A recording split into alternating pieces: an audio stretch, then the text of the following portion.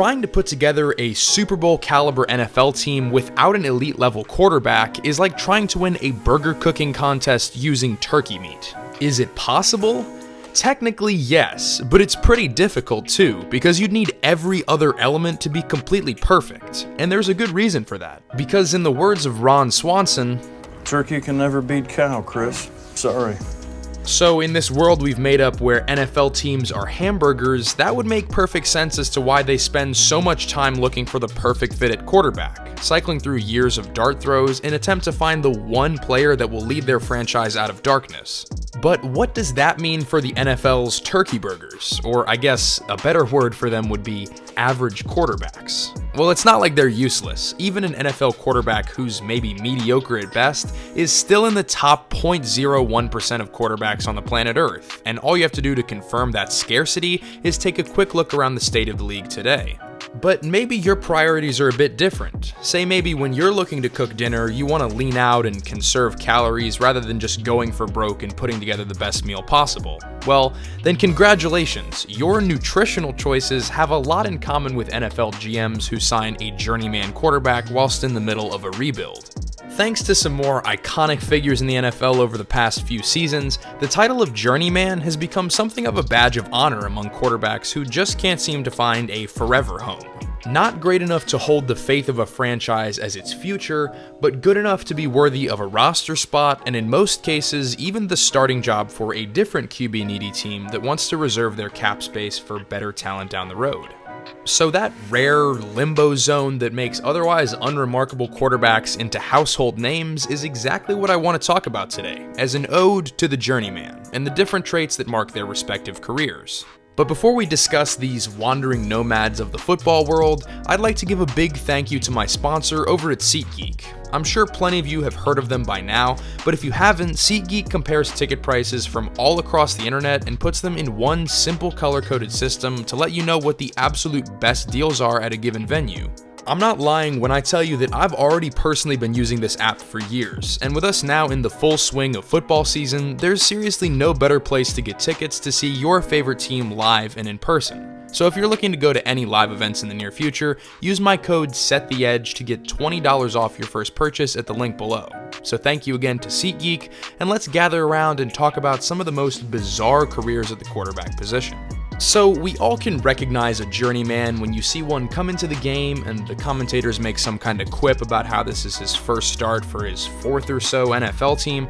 but in the ecosystem that is the National Football League, what sets these players apart as a subspecies from, say, yearly starters or others that end up out of the league entirely? Well, there's obviously the journeying aspect of playing for 7, 8, sometimes even 10 or 11 different franchises, but there's also reasons why they just aren't able to stick with one organization for too long. Some of these guys move teams so frequently you'd think they've got commitment issues or something, but the fact of the matter is that most of the time, just like someone who can't keep a girlfriend, it isn't the teams they play for, but sometimes themselves that have a few issues. The most valuable thing journeymen usually bring to the table is their own experience. Teams are more than willing to pay a discount for a temporary fix or mentorship for their young projects. Because while no player starts out with the aim of going from team to team with no sense of stability, those players who do end up being the ones who can bring stability with their own leadership, just on the fact that they've been around for so long.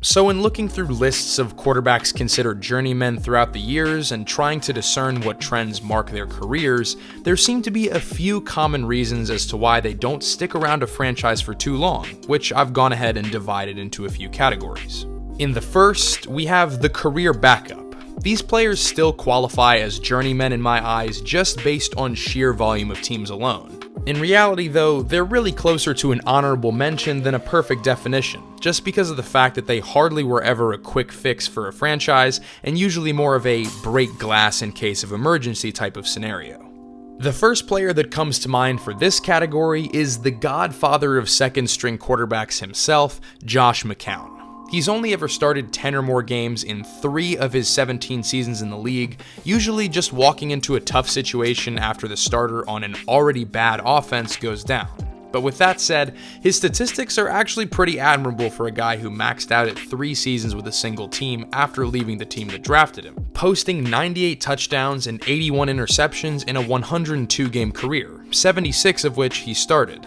And let's also not forget that time that he casually switched to slot receiver in a game against the Patriots back in 2006, or that time he went from NFL starter to quarterback in the UFL, and then back to NFL starter over the course of back-to-back seasons. So, I mean, he's a legend in NFL circles for pretty good reason. Even though he announced his retirement in June of 2019, it only took him 2 months to sign as a backup with the Eagles, so he's still going strong as ever 17 years and 11 teams into his NFL career. But other than Josh McCown, there are 2 other true nomads in this category, JT O'Sullivan and Josh Johnson, both of which were able to make a career out of not ever really playing, but always finding a way to be somewhere in the league. Johnson has played for 9 NFL teams over a 12-year career that also included a year in the UFL, and while he started 26 games through his first 4 seasons, he's never played more than 4 games in a single year after that, sitting out all 16 contests in the majority of his NFL career.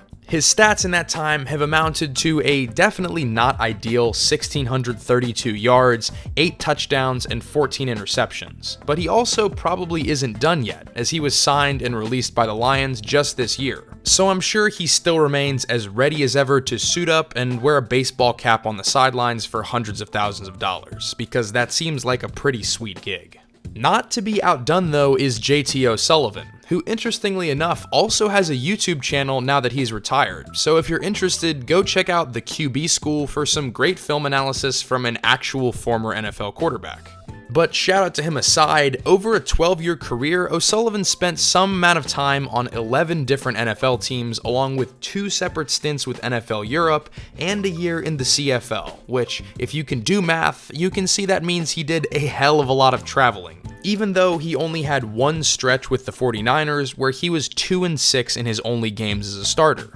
So while those quarterbacks have definitely got the journeying aspect locked down with more jerseys sported in their career than they can probably fit in their closets, they don't quite fit the billing of a name you can find on a week-to-week and season-to-season basis in the league. However, the next 2 categories take players who fit that criteria as starters and split them into the styles that brought them both success and capped their overall ceilings. The first is a group I like to define as players who might have had 1 or 2 seasons of solid success, but apart from that, they produced an otherwise relatively unimpressive career overall. One of the best examples of this is Matt Castle, who came out in place of an injured Tom Brady back in 2008, went 11-5 throwing to Wes Welker and Randy Moss, and then spun that performance into another decade of teams signing him, even though he put together a combined 12-24 record for 6 teams through the last 8 seasons of his career.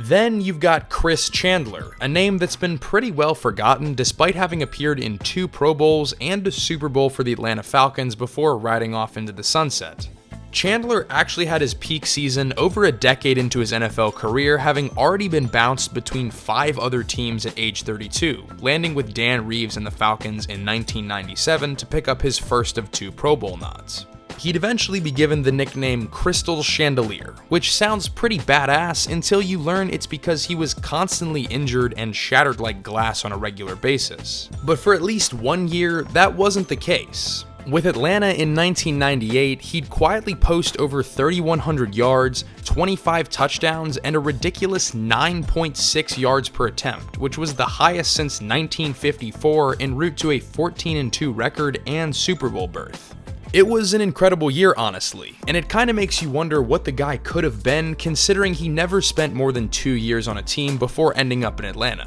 He would eventually choke in the Super Bowl and fade off into irrelevance again. But you can't really place the entirety of the blame on him for that because, like I said, he was wearing a Falcons uniform. But moving on through this same category, we've got the great Vinny Testaverde, arguably the poster boy for the journeyman quarterback and one of the greatest among their ranks, even despite his NFL record 123 losses as a starter. His draft capital at number 1 overall kept his stock relatively high years into his career, and while he never found major success apart from a 4,000-yard season with the Ravens and a single 12-1 year with the Jets 2 years later, his longevity alone gives him an edge to make this list, boasting a 2-decade career that spanned 7 different franchises. Vinny was saddled with miserable talent around him for nearly the entirety of his NFL career, but even despite that, he remains an archetype for the journeyman name, as he was always consistent enough to keep a job and even impress on the field in stretches,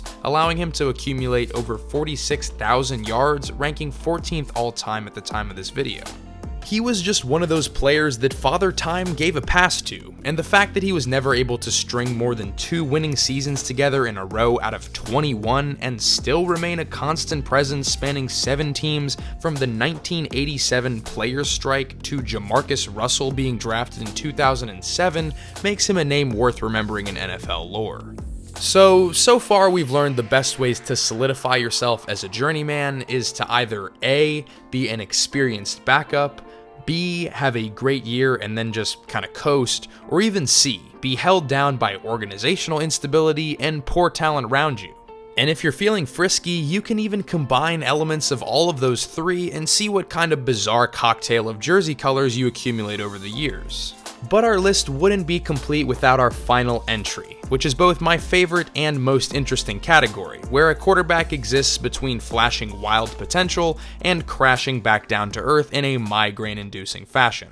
So without any further ado, you know who we're talking about here. It's the man, the beard, the legend himself, Ryan Fitzpatrick. Fitz is pretty much inarguably a top 2 or 3 journeyman of all time at this point, not just because of the fact he started at least 1 game for a ridiculous 8 different franchises, but also the fact that he's carved out such a legendary persona over these last few years of his career. He's one of a very few players in the league to have a legitimate alter ego, with his peaks being unstoppable and his lows being unbearable, earning him the respective nicknames Fitzmagic and Fitztragic to represent his own quarterbacking version of Jekyll and Hyde. One game he'll throw for 400 yards and 4 touchdowns, and in another he'll post 188 yards and 6 interceptions. It's kind of like flipping a coin to either win $1 million or have your car set on fire while you're driving it. But for a quarterback drafted in the 7th round, the fact the man has made a career out of just throwing the ball all the way down the field to see what happens, and it's worked out this well, makes him one of the most entertaining quarterbacks in the league, in my book at least. I'm also totally not biased towards him because he was at the center of the greatest 2 weeks in recent Buccaneers history, but aside from that, his almost 200 passing touchdowns and 31,000 yards across 8 franchises makes him a true example of what a journeyman can be by being great, just not for too long, but long enough to still make sure there's another team to offer you a contract that following offseason.